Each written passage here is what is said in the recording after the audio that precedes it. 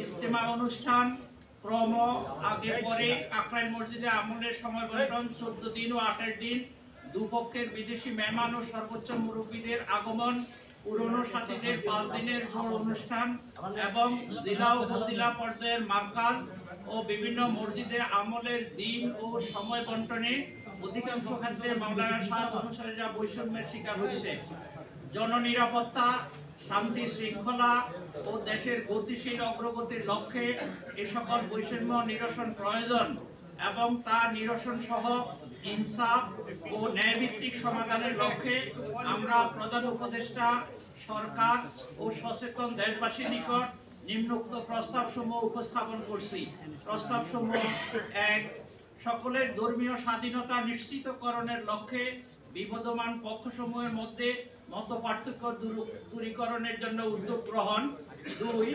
গত 18 ডিসেম্বর 2024 টঙ্গী ময়দানে ঘটে যাওয়া অনাকাঙ্ক্ষিত ঘটনার বিচার বিভাগীয় তদন্তের মাধ্যমে প্রকৃত ঘটনা উদ্ঘাটন ও দোষী ব্যক্তিদের শাস্তির আওতায় আনা। 3. উক্ত ঘটনায় গ্রেফতারকৃত নিরপরাধ কারাবন্দীদের দ্রুত মুক্তি দেওয়া। 4. উভয় পক্ষকে তাদের সর্বোচ্চ মুরব্বীদের নিয়ে দাওয়াতি কার্যক্রম পরিচালনার সুযোগ দেওয়া। 5. উভয় পক্ষকে কাকরাইল মসজিদে আমলের সময় বন্টন সমান করা, অর্থাৎ 1 মাস করা। 6. টঙ্গীর ইজতেমার মাঠ উভয় পক্ষকে সমানভাবে, অর্থাৎ 6 মাস January to June, July to December করে 5 দিনের জোড় ইজতেমা অন্যান্য আমলের জন্য ভাগ করে দেওয়া।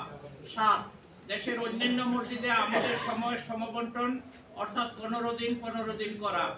8. কোন পক্ষ মসজিদে আমলের সময় অন্য পক্ষকে বাধা না দেয় তা পর্যবেক্ষণ ও আইনের আওতায় নিয়ে আসা। 9.